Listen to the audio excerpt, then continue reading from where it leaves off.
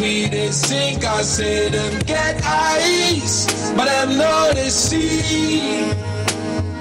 Them get hot, but them know they feel. Some too they get mind, but them know they think. Everyone we all day inside the boats where we the sink.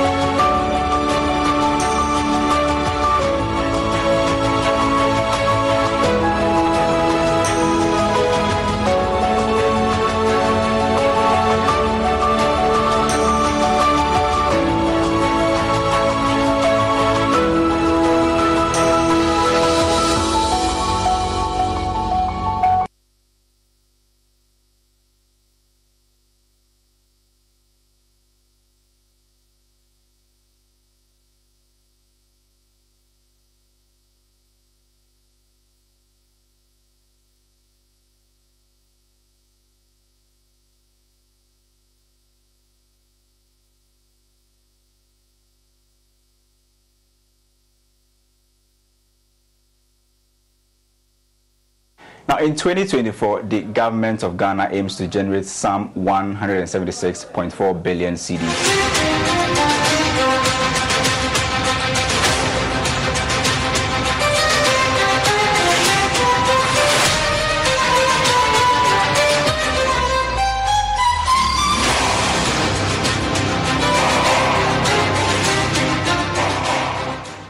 In 2024, the government of Ghana aims to generate some 176.4 billion cedis, while planning to spend 226.7 billion cedis, resulting in a significant budget deficit of 50.3 billion cedis. When factoring in arrears clearance, the deficit could soar to over 61 billion cedis in 2024. Two major expenditure line items, employee compensation covering wages and salaries of workers, and interest payments on loans, are anticipated to surpass 119 billion cedis, accounting for about 67% of total revenue in 2024. Finance Minister Ken Ofori-Atta forecast a stable exchange rate supported by various factors such as progress in IMF program, cocoa syndication loan, the second tranche of the IMF aid, mining revenues, and the ongoing gold for oil program. The government is prioritizing the implementation of 8 tax reliefs, notably including a 0% VAT on locally produced sanitary pads. Now, Ken Ofori-Atta also noted the successful completion of the domestic debt exchange operation and the ongoing progress in restructuring external debt. At the external level, proposals include a potential haircut between 20 to 40%, a maximum 5% interest, and a maturing period not exceeding 20 years. The Nkunim budget highlights Ghana's gross international reserves at $5 billion as of September 2023, equating to 2.3 months of import cover. It's worth mentioning that the government expects to reflect approximately $2 billion from the IMF, World Bank, and cocoa syndication by the end of 2023.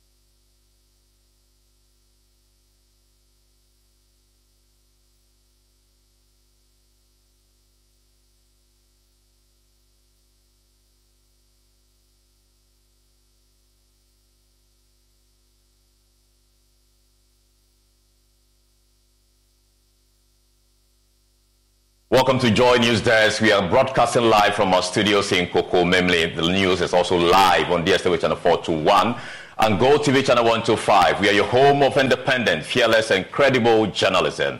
Now, coming up, concerns are emerging over the delayed discussion of Parliament Interior and Defense Committee's report on military brutalities in Ashaiman, despite its release in November 2023. We'll bring you details and reactions.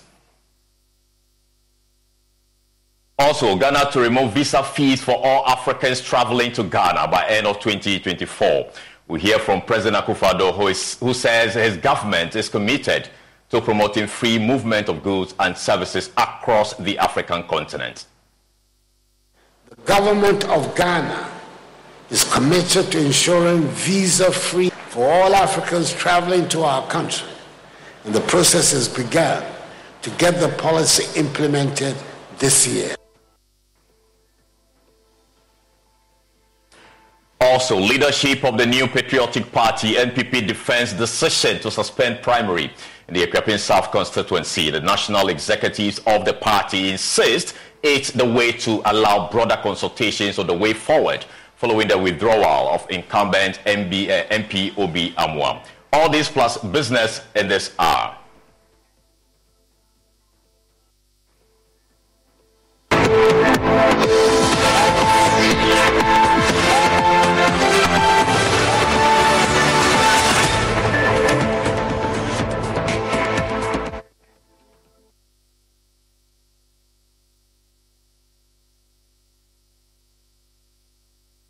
Thank you so much for joining us here on Joy News Desk. Now, let's begin from Parliament, where Parliament Select Committee on Defense and Interior has recommended, among other measures, compensation to be paid to victims of the Ashaiman military brutalities. These recommendations have been detailed in the committee's report released in November 2023. On Tuesday, March 7, 2023, the military conducted a swoop in the communities of Tulaku and Taifa in Ashaiman to apprehend suspected criminals linked to the killing of a young soldier, Trooper Imoro Sharif. Unfortunately, this operation resulted in distress and untold indignities for innocent civilians and residents of Ashaiman, sanctioned by the military high command. Subsequently, a parliamentary committee was established to investigate the incident, and its report has been available since November 2023. However, despite being laid in Parliament, the report is yet to be discussed on the floor. Now, Joy News is learning that even though the report is in Parliament, its discussion is pending. We'll seek a reaction from the Member of Parliament for Ashaiman, Ernest Nogwe. But first, my colleague Kenneth Jesse joins me on Zoom with the details of the report. Kenneth, what does the report contain and what are its recommendations?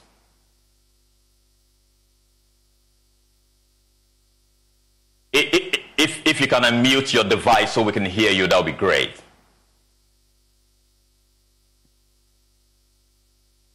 Hello, Kenneth.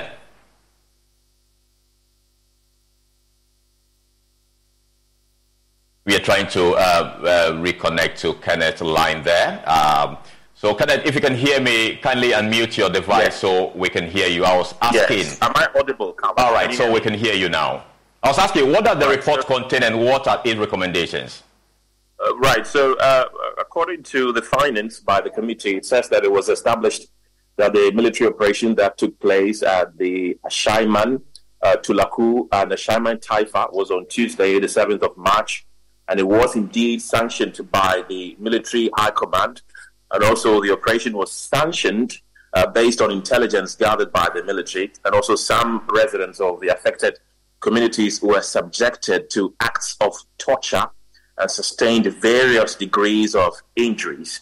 And then about 247 persons suffered varying degrees of injuries, causing them bodily pain and with some traumatized.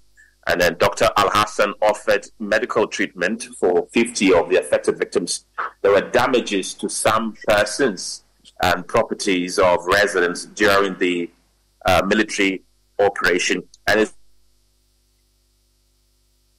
it also continues to say that the lawyer, in his capacity as the spokesperson for the affected persons, demanded the following from the military: that payment of compensation to the victims of the military brutalities for the damaged personal properties, and also the immediate dismissal of the officers of the military high command who sanctioned the operation, Carlos.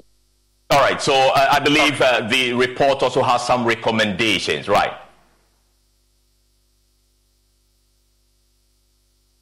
Hello, Kenneth? Hello? All right, so I was asking, the report Carlos. also came with some serious recommendations. Okay. Yes, it did come with some recommendations, and it says that flowing from the evidence produced by the committee and having regard to the legal framework concerning incidents of this nature, the committee recommends the following, and it says persons brutalized by the military in Ashaiman on the 7th of March 2023 and who sustained various degrees of injury should be promptly and adequately compensated by the state. The compensation must be extended to cover those persons whose properties were destroyed in the course of the military swoop. And the committee also abhors any form of torturous handling of civilians by the military or any security services for that matter. The committee calls upon the leadership of the Ghana Armed Forces to educate their personnel on the legal demands and consequences of such acts. It also says that the committee further recommends that the soldiers who indulged in the excesses associated with the operation should be identified and dealt with in accordance with Section 32 of the Ghana Armed Forces Act 1962, Act 105, which stipulates that every person in the armed forces who behaves in a cruel or disgraceful manner shall be guilty of an offense and, on conviction, liable to imprisonment for a term not exceeding 5 years or any less punishment provided by this act. All right. Okay. All right, Kenneth, thank you so much for giving us details of that report and what the recommendations are. The MP of Ashaiman, Ernest Nogbe, joins us via Zoom on this particular story. You sit on the Interior and Defense Committee. When did the committee actually finish its work? Well, thank you very much, and then good morning to your viewers and listeners as well. Yeah, the committee finished its work somewhere around October, and because by the time we had finished with the report, we were on recess. So when we resumed, the report was laid on the floor of the House, and it was distributed to members. But as we speak now, the report has not been discussed on the floor. And so I'm even wondering how, anyway, since it was distributed to members, it has become a public document, actually. And so... let me cut it. Do we know why the report has not been discussed on the floor yet? Is there anything you are picking up as to why that has not been done yet? Yeah, to that extent, I may not be able to tell because I remember some few weeks to recess, this Christmas break, I raised it on the floor that the committee had finished its work for a very long time. The report kept on repeating itself on the order paper. Almost every week, you will see it in the business statement. You will see the report on the order paper, but had not been taken. So I raised it on the floor to the speaker, and the majority leader, that is Honorable Chairman Sambosu, admitted same and said that the report was going to be taken that week. But unfortunately, it has since not been taken. And so I may not be able to be at the position to tell the reason why the report has been delaying. But be that is me, as we speak now for almost 3 months, the report has not been discussed on the floor. Okay, for the purposes of education, those watching, this delay, what consequences will it come with, especially for victims who actually suffered these brutalities in Ashama? The fact that the discussion is yet to happen, we don't know how long it's going to take. If it's going to take the next 6 months, we don't know. What damages come with it to those who have been affected, as long as it persists? Well, as you are aware, sometimes we say justice delayed, justice denied. It has been long overdue since March 2022 when this issue happened. Is it 2023? And then the speaker directed that the committee be formed to investigate the matter. The committee did a diligent work, coming out with recommendations, findings and recommendations to that effect. And one of the recommendations, as rightly read by your correspondents, was to compensate the members, the victims. And as we speak now, the report has not been taken on the floor.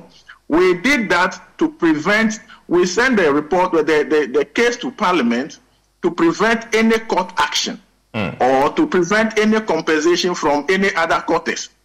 But as it has been delayed, probably, I don't know, daily basis, victims come to me, call on other stakeholders that they've not heard anything. I mean, they are up in arms, always raising alarm concerning this particular issue.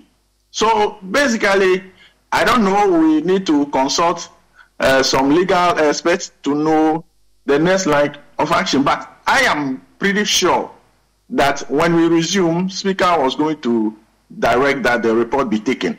And so I am of the view that we are going back to Parliament on the 6th of February, and by that time I'm sure Speaker will direct that the report be taken. And so I may not be able to discuss details of the report, even though I am a member of the committee and I played a very key role in arriving at some of the recommendations. Since it has not been discussed on the floor, though it's a public document, I may not be able to discuss details of it. But what your correspondent read, I can tell you that he is not far from the truth. All right. Thank you so much. We're still going to keep our eyes on this particular story.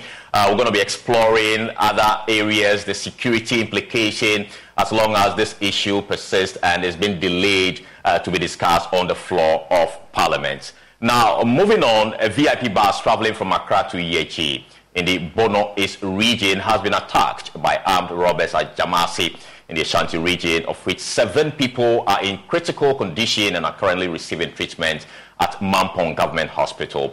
Now, the incident occurred around Jamasi to Mampong. A bus, transporting passengers from Mampong to Yeji. Let's listen to some of the victims. I just finished eating. Actually, I heard the gunshots, so the car just went off immediately. But then I just finished eating within the car, trying to take my phone to do one or two. So when I heard that, I was quite confused. So I thought maybe they were trying to let us calm down and they take whatever they were taking. To my surprise, they shot more than 10 ammunitions. It was continuously. So I didn't know. Before I realized the bullet had got my arm, close to 10 minutes later, it got my leg again. So they shot plenty. I can't count. It's more than 15 times. That's what I can say. But then, when it even happened, I didn't even know there's something. I felt there was a seize in my body. My body got frozen at a particular point. So I felt there was some kind of fluid. To my realization, it was blood. We were all still struggling. More than an hour, we were still in the car. We had to just, call for help. And the policeman did very well. He helped us a lot. The escorts, glory be to him. Thank God as well. Pachu, now you cook mercy. Our kufa a papa. And the sharp curve more fancy curve from one and you couldn't say, I'll love it. It's now no ye, you go from no muji and normal. It's too no big cow. Then I had him pass you through the coming.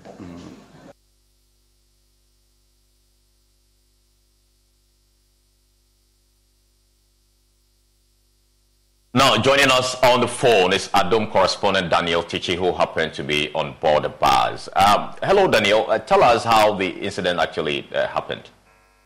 Okay, around 2:45 a.m. this morning, when we were traveling from Accra to Yeji, we got to a town called Jamase, heading towards the escarpment to Mampong. It was there we first of all spotted a truck parked.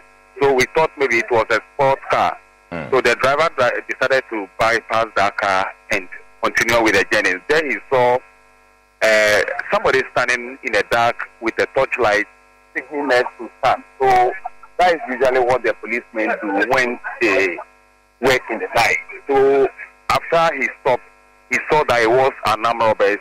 They were masked, and there they pulled a gun and gave a shot that the driver should stand. He should open the gate. After the driver opened the gate, then they all surrounded the bus. The first thing we heard was, where is the policeman? Where is the policeman? So the policeman, who was an escort on board, moved from where he was sitting and came to the middle gate and then prepared himself, and he started also facing them. But then they started shooting. So they gave us several shots, shooting into the bus, looking for the policeman, because they wanted to disarm the policeman before they do their operation. But we've been very fortunate for having that policeman on board, because he also decided to reply them while they were shooting. So it was when the policeman was able to gun one of them, there he started shouting, "Let's go, let's go, let's go." After shouting, then they all got down, picked one of the ambulances that they robbed and put it away. As I speak now, 7 people have been shot and they are now receiving treatment at the Mampong Government Hospital. 2 of the 7 has been discharged, but the 5 are still there. They have some of the gunshot wounds that are being treated, and they have some of the bullets in them that they need to remove. So basically, that's what happened. In fact, the situation was very terrible, because literally what we know is when there is an robbery situation, they usually let all the passengers get down, they take their belongings and allow them go. But this one was a bit scary and devastating, because the people were just shooting into the bus. They shot the front, the back, and side of the bus. And those who were close to where they were standing before shooting sustained those kind of injuries. All right. So, do we know if any arrests have been made so far, or any investigations into the matter from when it happened up to now? Well, 15 minutes after the people put it away, the police also arrived and came to question the driver as to what happened, what are the things that we lost in the bus.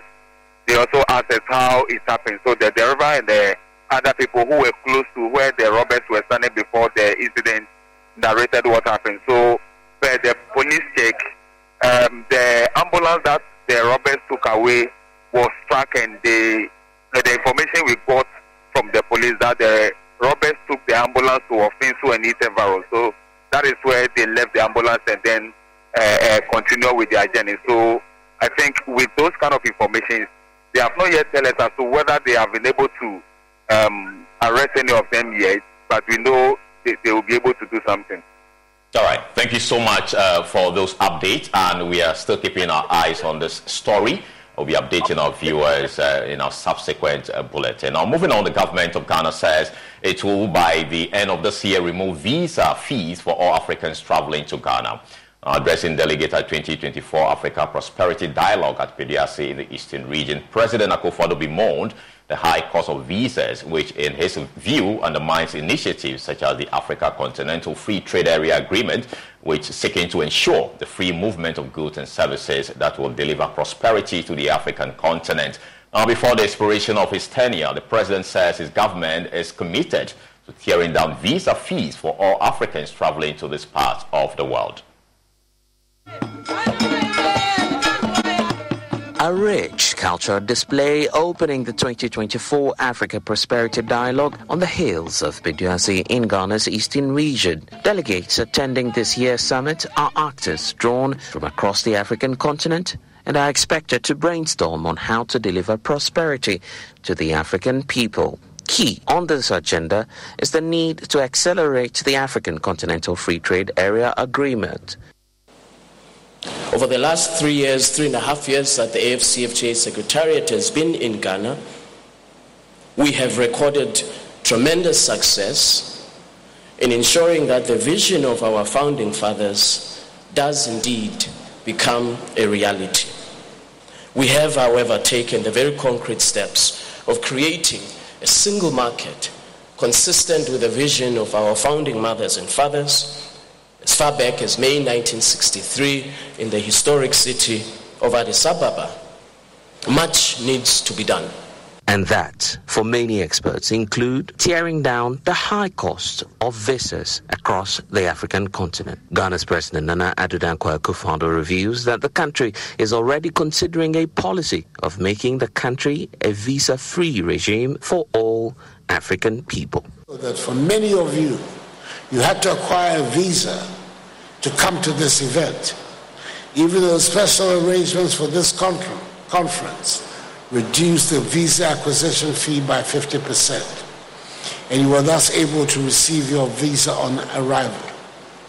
The government of Ghana is committed to ensuring visa-free for all Africans traveling to our country, and the process has begun to get the policy implemented this year. Before I go. Over the next 3 days, actors from across the African continent are converged here at the Africa Prosperity Dialogue 2024. The message is simple, that Africa needs to trade amongst itself and to boost production for development. The first pillar is the private sector strengthening, including SMEs, women and youth. I need to empower our majority of the African private sector, the small and medium enterprises, the women entrepreneurs, the cross-border traders. All those are, because the private sector is not homogeneous. How we do this? We need an enabling environment, and what we need is the political will. How we reduce corporate taxes, how we promote incentives for investment from African investment, and finance is to have at least 40% of all government procurement goes to African private sector, including SMEs, women and youth. But if we look at the bigger scale, indeed, we are not getting what we are supposed to do, which is kind of normal. We are not processing till the end product. And chocolate need cocoa and butter. So most of these key things are being now processed a little bit more here, but this is the part where there are more value. So it's normal that we represent so small, and this is exactly the work we are doing by promoting through this dialogue today, through the African Union, to really promote more and more key values that will come out of cocoa. This is Sugan reporting for Joy News. Peduase Presidential Lodge, Eastern Region.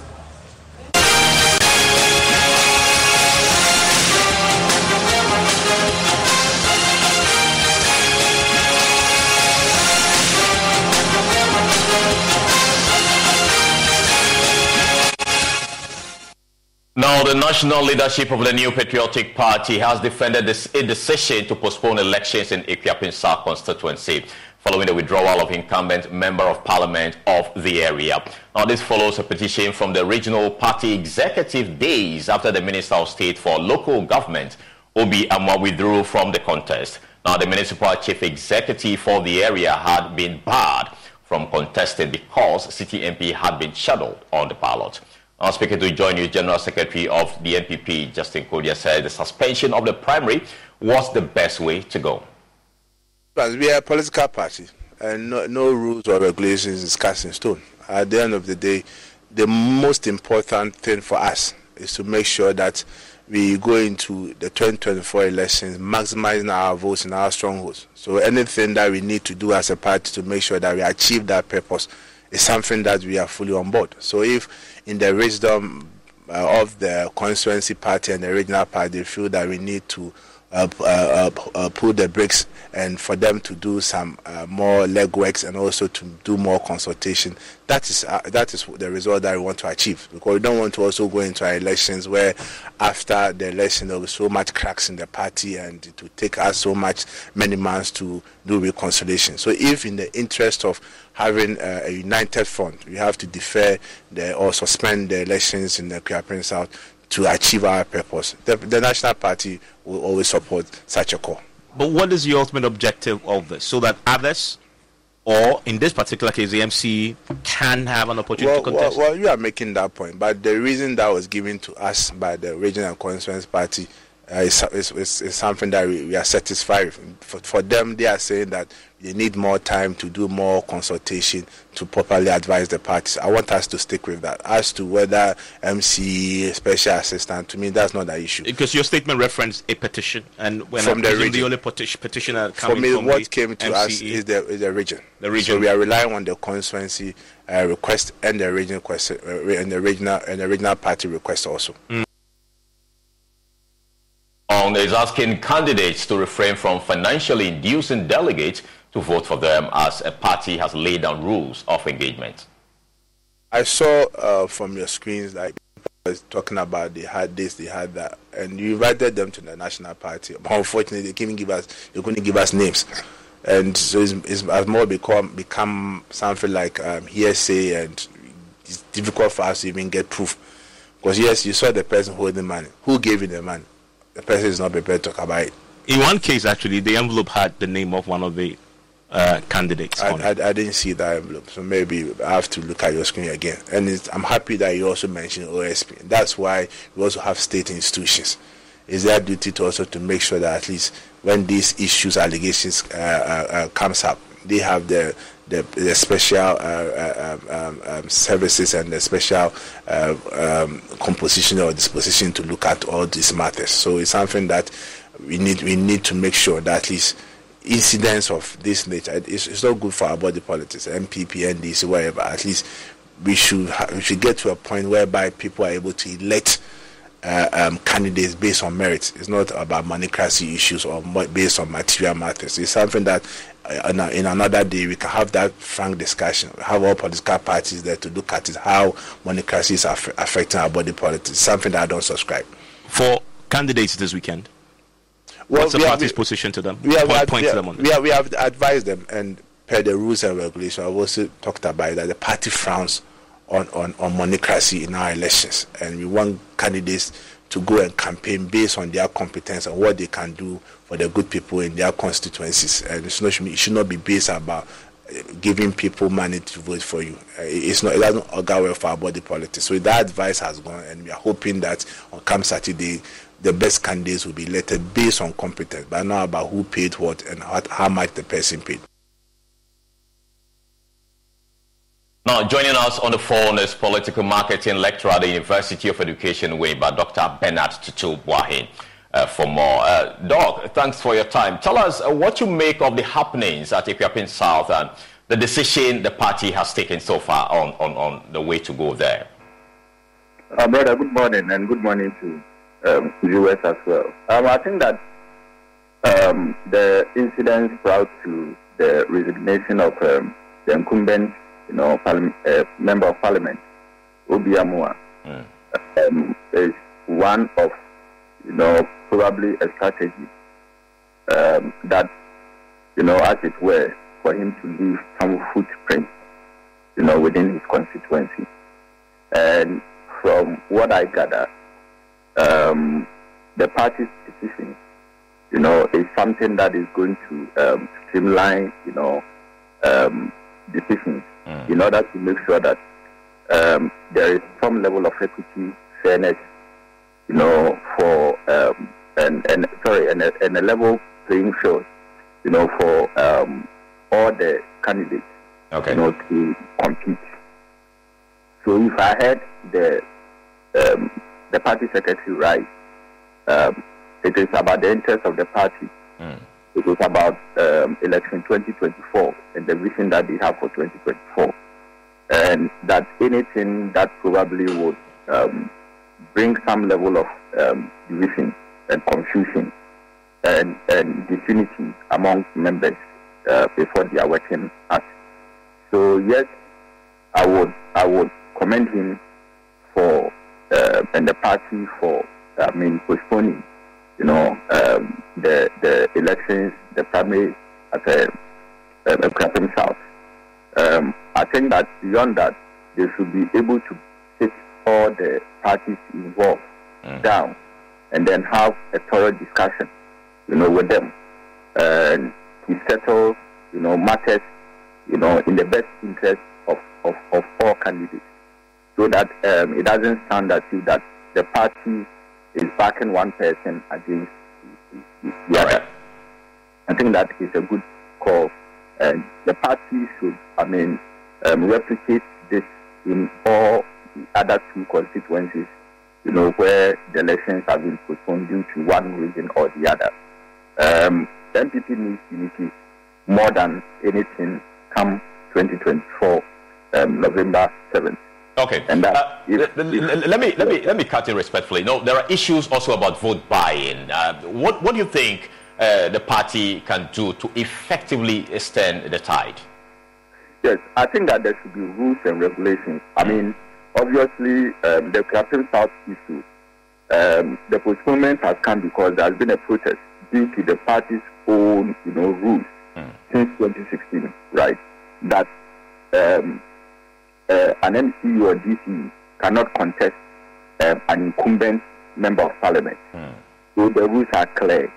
Now, going forward, I heard Justin talking about it, but I realized that he's just appealing to the conscience of people. Yes, you can appeal, and probably the person may listen.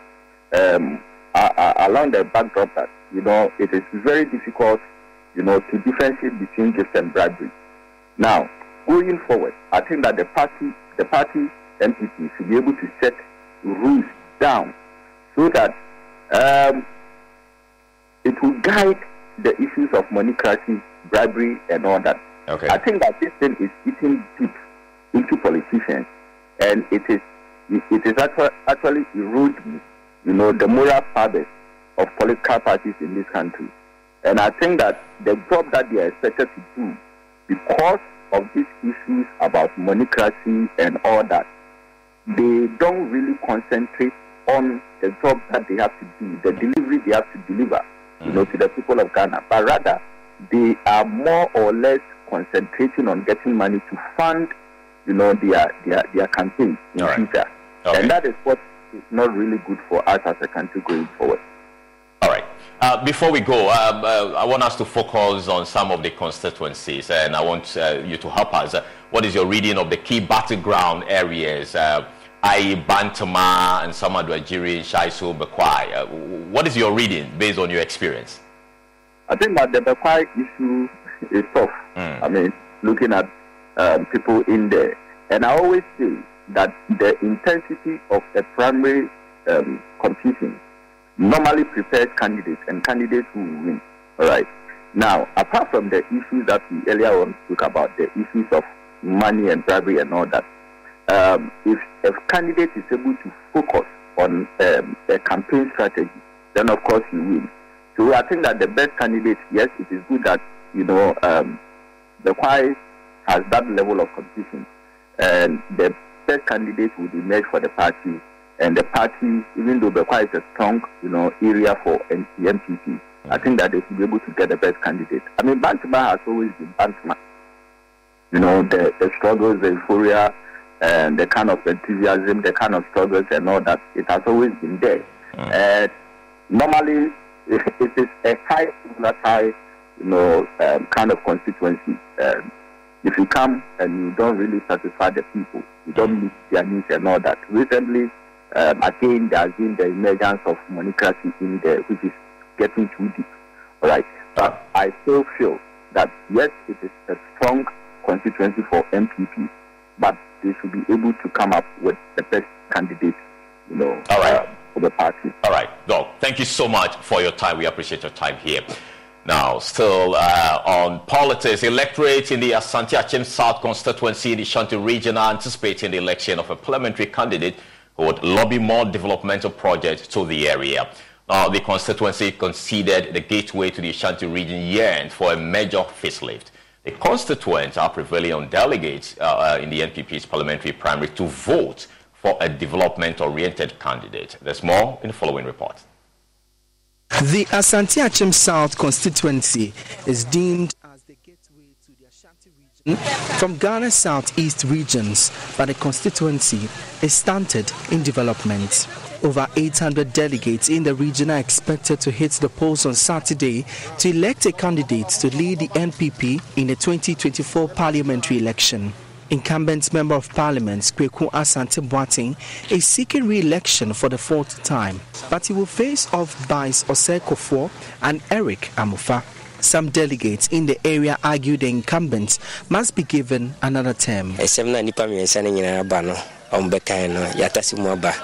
Na ifise delegate ne ifise the lawyer Kweku Asante Boateng kano ensemo mu do a bifise yatanechi na yakoyi ni ma ifise dachi bia na ebeboye enti Asante Achim de decided begu titru begu ene nimpote mu ka hono imse lawyer Kweku Asante Boateng wo yadwuma pa na ebetanechi lawyer Kweku Asante Boateng enyuma wa ye no ebi wo ho a onwie ya obese wo wie edemaye aha ye nyina ni mse Asante Boateng adwuma wula in the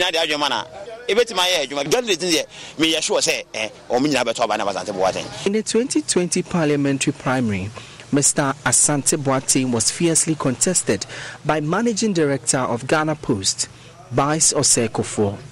But Obuo, as he is popularly known, lost the election by 58 votes.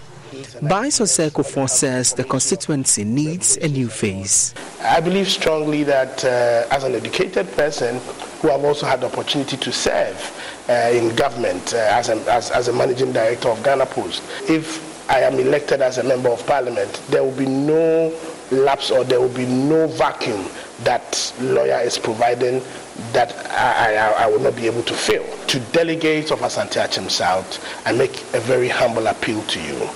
That has been 12 years that we have tried our sitting MP. It's about time you give another person an opportunity to also bring his prowess and his ideas to bear. I present to you myself, Bice Osei-Kuffour. For you as a delegate, a lot are in stock for you.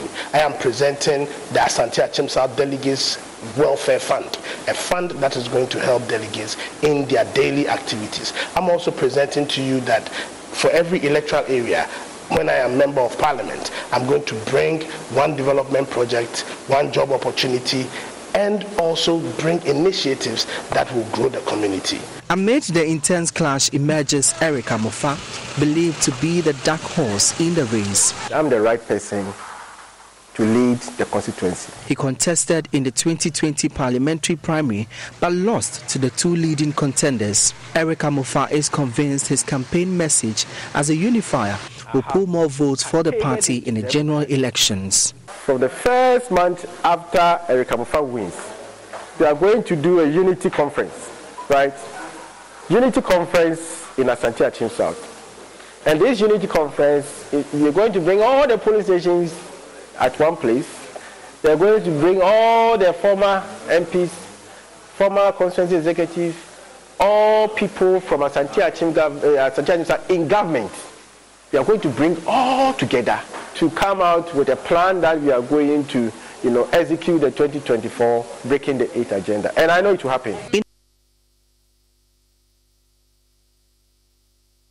Now, some Neo-Patriotic Party delegates in the Ekumanu Obieja constituency gearing up for Saturday's parliamentary primary say they will cast their ballot for a candidate who has touched lives in the constituency.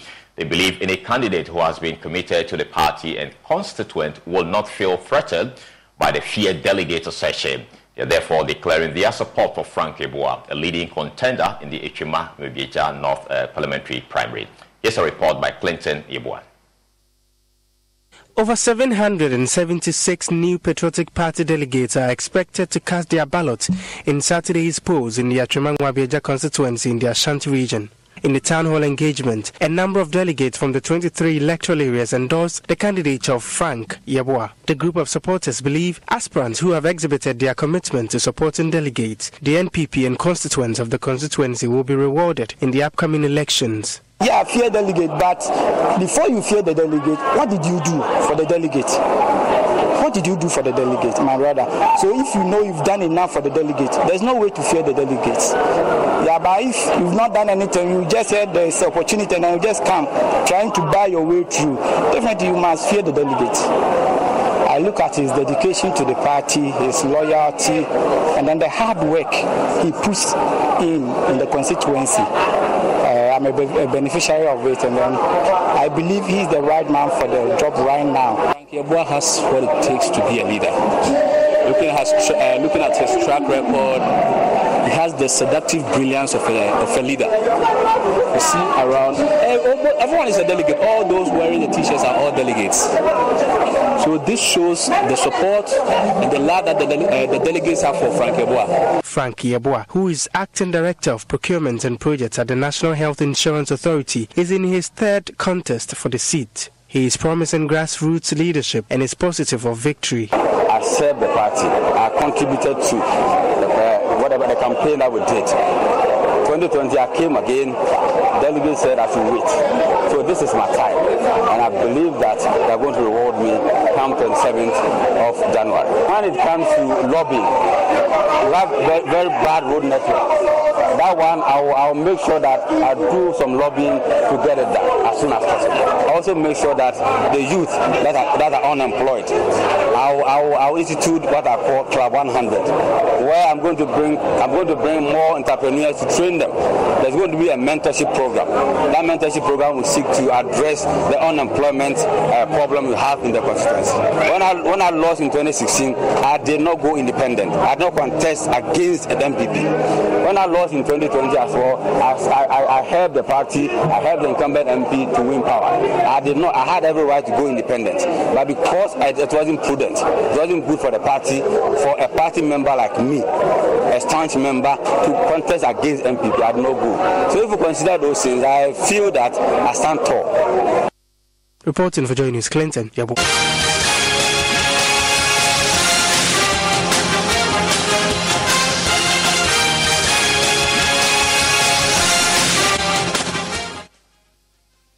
Now, away from the story, former ACP Benjamin Agojo, who was acquitted and discharged by the High Court last Wednesday, reveals how he was mistreated during the period of his prosecution. He mentioned that he had to survive rolling on water for days as he did not trust the food he was being served. He made these revelations in an exclusive interview with JoyNews' Raymond Aqua on Upfront last night. For now, I'm not pleased with them the way they treated me. I don't have any misgivings about them, but I'm not happy with the way they have treated me. Is it? They have mistreated me. They have persecuted me, and even when the court has pronounced me acquitted and discharged, the Attorney General is walking out there to say that if they had done their work very well, I would have been also imprisoned. How could you be doing this kind of thing? If he's the Attorney General, if he had anything else, if he had some problem with the judgment, he knows what to do. Go to the Supreme Court. Go on appeal. I decided not to eat at BNI for 5 days. Oh, okay. And that was a personal decision. And I'm not going to explain it. It was a personal decision. When I was arrested first, I decided not to eat. And when they even arrested me the second time, I decided not to eat their food. And I wouldn't explain why I didn't want to. Why you suspected the food? I didn't want to. I could not trust people who were fabricating stories. Fasting? No, I was never fasting. It was a decision I took that I wasn't going to eat the BNI food, because people who are able to fabricate stories and concoct stories about your involvement in something that you know you have not done, how could I trust them to eat their food? That was the principle I stood for. So I was not fasting. I was not on hunger strike. I just decided not to eat. And I was drinking water. And the water was brought by them, but I knew that water was brought in a sachet, maybe 2-3 sachets. So anybody could just pick and drink. And that's what all of us were doing. So I drank a lot of water. That sustained me, and I was even stronger than those who were eating. Tell me about your time under some of these conditions. How was it like? I would say that it was inhumane. You were not allowed to, you didn't know the time. You had no information from outside. You could not receive visitors. If you really have to receive visitors, the visitors could be frustrated because it could take them 6 to 7 hours before they could get to you, so they would prefer going back. Now, the Global Engineering Technology Group of John Wesley Methodist Basic School has emerged as winners of the 2023 Ghana Science and Tech Explorer Prize Challenge. Now, they beat off stiff competition from about 100 teams of innovators to walk home with the ultimate prize. Now, Joy Prime's Loishola Adeyemi has more in the following report. Winner, get group.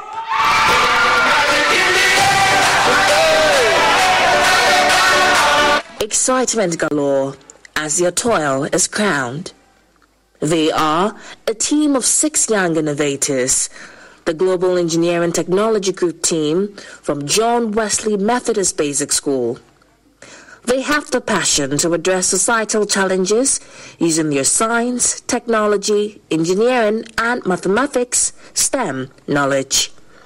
Their project, an anti-sleep device for motorists, is targeted at dealing with the increase in road accidents in Ghana. This is how the anti-sleep device for motorists works. The eye blink sensor coordinates the eye. After the eye blink sensor has detected that the driver is sleeping, it sends a signal through the processor for the buzzer to beep. As the buzzer continues to beep and the driver regains consciousness, he or she can continue with his journey.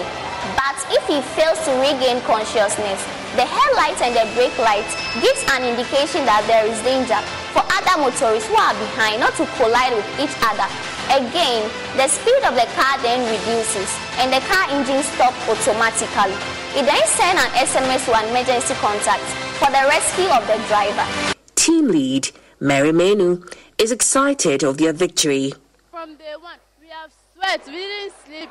We made sure that everyone will be safe, and we want everyone to be safe. No loved one should be separated anymore through road accidents. On behalf of President Akufo-Addo, staff, Madam Frema Opari highlighted some challenges plaguing Ghana's education system. Ghana's education sector still requires some significant transformation to compete with the best in the world. For example, we must increase our gross tertiary enrollment ratio from the current 18.84% to 40% by 2030. Education Minister Dr. Yao Osei Educhum congratulated Dream Oval for augmenting government effort in making STEM education fun for junior high school pupils. He, however, urged the organizers to scale up the project to cover the entire country. Bringing students from Greater Accra, Eastern, and Ashanti. And I appeal to the sponsors of this program to scale this to the rest of the country. You're still watching JoyNews Desk with me, Carlos Calone. We have more after this break. Please stay with us.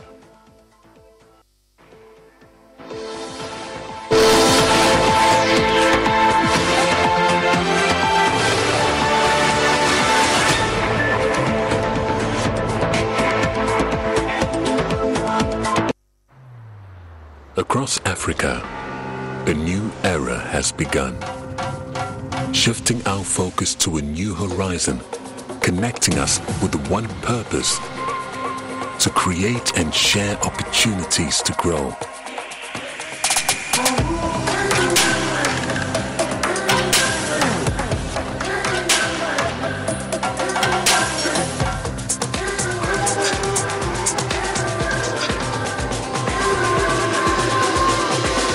Today, we are making a brighter tomorrow, built by our dreams and our energy. Across our continent, across the world, we are creating a better way to a better future. A Pan-African future. Together. EcoBank. A better way, a better Africa. Chaos reigns! Yes! Back in the day, I was Ghana man, but something was missing until I found the one. HD Plus is not your regular air decoder. For a small fee, you get to experience great services, exciting world of content. Dial *879# on your mobile phone and subscribe for as low as 290 cedis. This one is different. The images are 5 times clearer. HD picture quality, and I'm loving the feely experience. HD Plus, I love you. But I'm still here. HD Plus, for better, for less. That's right. Get your HD Plus decoder from any Electroland outlet or our dealer shops. For crystal clear and thrilling podcasts and live shows, download and listen to us on Apple, Spotify, TuneIn, Google Podcasts, MyJoy Online, Amazon services like Echo, Amazon Music, and Audible, Stitcher, Adom Online, Overcast, and Pandora. Take note of everything. Sign up for the multimedia digital platforms now to stay updated. The best gift you can give a loved one is good health. The Love FM Fitness Walk is the only platform which prevents this exclusive opportunity to walk with your friends, partner, granny, kids, abongo, empna, obia, ukunu, schoolmate, etc. to stay healthy. Banks, insurance companies, construction companies, hospitals, schools, security services, various fitness groups. Come and let's shake off the stress. Start looking for your walking kit and let's hit the streets of Kumasi to de-stress, exercise, and burn some calories. You can also send us a minute video. Shijama Kakra, Yedede Kakra, as cooperating institutions, groups, or individual declaring your readiness to partake in the walk. Stay with Love 99.5 FM and Ishra 104.5 FM and get more details on the walk. Or call 0245 594 425 for inquiries. Remember, Fitness Walk is on Saturday, 3rd February 2024 at the Kumasi City Mall, 6 a.m.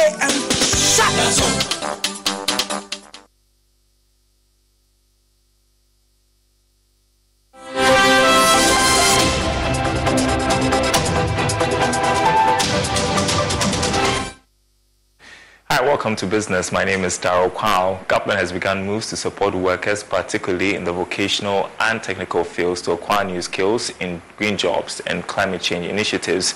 Speaking to Joy Business at a media sensitization and awareness creation event on the National Green Jobs Strategy, Project Coordinator and Deputy Director of Policy Planning at the Ministry of Employment and Labour Relations, Enes Berko, said this is critical in order not to cause unemployment for the Ghanaian youth. Here's more in this report. The National Green Job Strategy is aimed at boosting the knowledge of the participants on government policy programs towards a clean environment. As part of the strategy, many states' initiatives are geared towards supporting small and medium enterprises to transform their operations to meet the green standards. Project Coordinator and Deputy Director for Policy Planning at the Ministry of Employment and Labour Relations, Enes Berko, told Joy Business that the move towards a green economy is expected to affect certain jobs, hence the need to upskill. In order not to, or to prevent people from getting out of job, we need to ensure that people have acquired the skills that would enable them to take advantage of the green economy. Because the green economy requires that people learn certain things before they can do certain things. So all the skills that we need in order to be able to operate in the green economy, we should ensure that people are learning those skills. And we are supporting them to build, like the way today people are into all kinds of industrial activity, which one way or the other is affecting the environment. In the same way, we need to support people to build those industries that will enable us to do the things that we need to do so that we don't have any negative impact on the environment. Project Partners SNV believes that Ghana has what it takes to implement all the strategies in the policy. Project Officer Amindu Musa has been speaking to Joy Business about the scope of work done so far. Very important, because we want to ensure that sustainability come to play. Because most often, projects comes, project go, and they go with the project. But this one, we want to ensure that the project stays and it benefits Ghana. So SMV, in collaboration with European Union, we have put in 150,000 euros to support the implementation of the Green Job Strategy. The scope includes sensitization of ministries, departments. So we did it regional. We did Accra. We went to Kumasi. We went to Kumasi, Koforidua. We went to Takoradi and Cape Coast. We are now looking at going to the north and then OT regions and Volta region very soon this month. Ghana is expected to give a status report on its strategy at the next global meeting on climate change. Now, Executive Chairman of CRIF Ghana, Reverend Kennedy Okoson, has advised businesses to factor in other macroeconomic indicators before drafting a budget for the operations. According to him, this is to ensure sustainability. He spoke to Joy Business at the CRIF Customer Awards and Product Exhibition. Always have a plan. And when the plan is not meeting the desired results, you're not getting the desired outcomes, go back to the drawing board and see what the problems are. And capital is key to business. To do business, you need money. You need capital. So capital, for me, from my perspective, given what I've done the last 38 years, capital is key. You need money, you need capital. Business, not just an entrepreneur, not just for CRIF Ghana Limited. I want to believe there are issues which you can.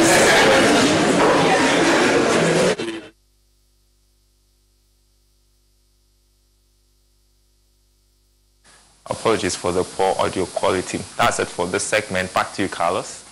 Well, that's all we have in this hour. You can log on to myjoyonline.com for more stories. My name is Carlos Kaloni. Thank you so much for watching. Have a great morning.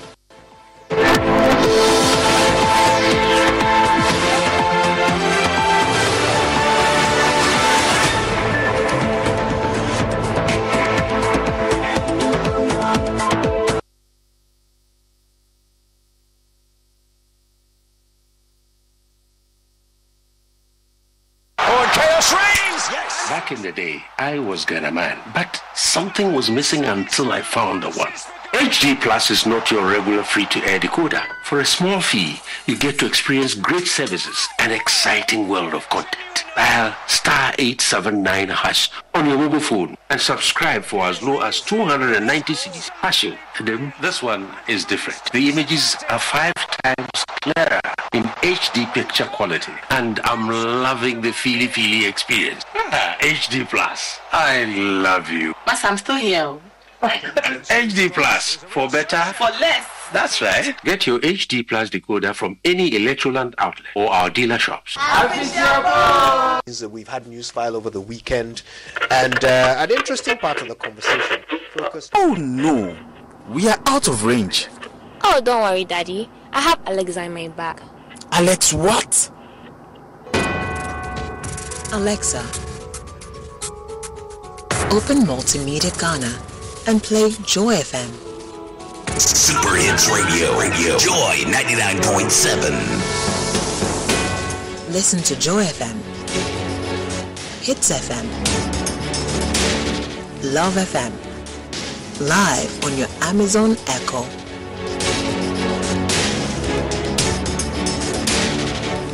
Listen to your favorite multimedia radio stations live on your Amazon Echo device by saying, Alexa, open Multimedia Ghana, play Joy FM or Hits FM or Love FM.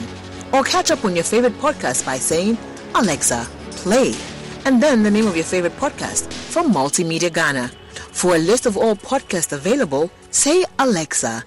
Ask Multimedia Ghana to browse programs. And we are back like we never lost signal. Alexa, welcome to Multimedia.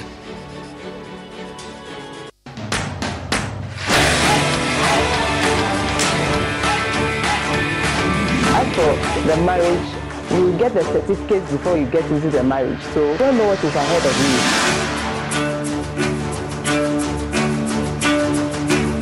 What would make your partner walk out of the relationship? Probably when he finds me cheating. So come on, if you handle the body or what?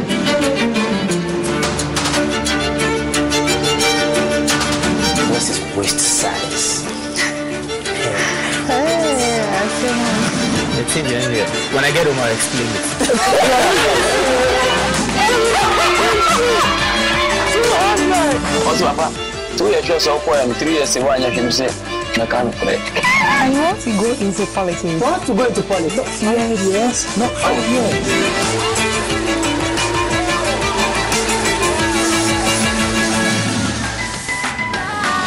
Right. If you love me right.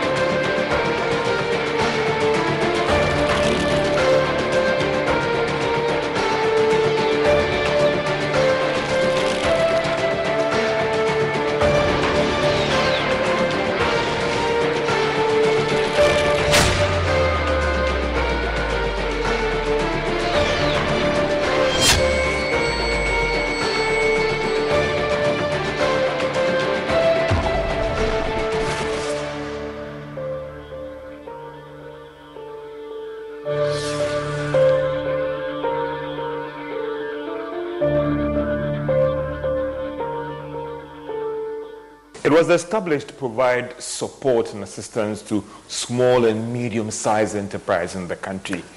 But years on, have they been able to provide the required support, financial assistance, and technical support to these small and medium-sized enterprises out there? I'm talking about the Ghana Enterprises Agency. I'm privileged to engage its Chief Executive, Kosi Yankia, to track how things are fared so far over the years, and whether, when it comes to disbursement and supporting those SMEs out there, are they really getting the support? Madam, thank you so much for your time. It's been a while. It has been. Is the pressure down now? No? The pressure never goes down. Really? It's interesting. Like every day there's new pressure, there's something new, there's always something up. So the pressure never goes down. But how are you doing, by the way? I'm doing very well. I'm doing well, by God's grace. I've seen... At first, I thought it was just one fund when we first spoke. Every day I see a new fund, a new disbursement, a new support. Help me out and just to help my viewers out. As we speak right now, what is the status of the funds that you are managing here at the Ghana Enterprises Agency? So thank you very much. Like you said, it's been a while. I think the first time we ever spoke was on the CAP business support. And over the years, a lot of things have evolved. A lot of new programs have come up. And I think it's very positive for the people of Ghana, especially considering the fact that we were brought up, or we were created and mandated to support and strengthen micro, small, and medium enterprises.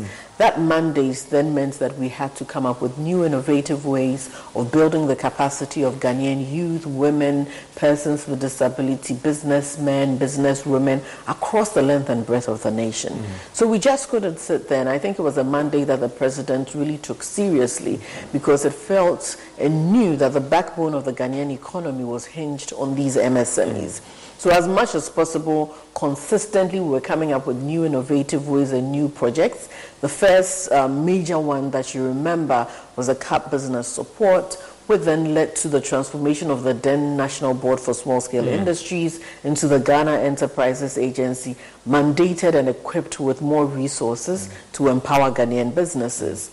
So with the CAP business support, if you remember, over 300,000 businesses with men, women, formal, informal businesses across the length and breadth of this nation receive financial support, and about 15,000 of them at that time also received technical assistance. This was to try to figure out how best we can help them manage the affairs of the businesses, to grow the businesses and strengthen them going forward. We didn't end there. The Ghana Enterprises Agency also went into a partnership with the MasterCard Foundation at that time, because we knew that the COVID challenge was going to impact negatively on a lot of businesses. So we came up with then what was called the Nkoswo. How do you go forward? How do you progress businesses? Which is really dear to my heart personally and to the government's heart. And so looking at Nkoswo, we came in to also support about 20,000 plus businesses with access to funding, also along the length and breadth of this nation, making sure that we were supporting those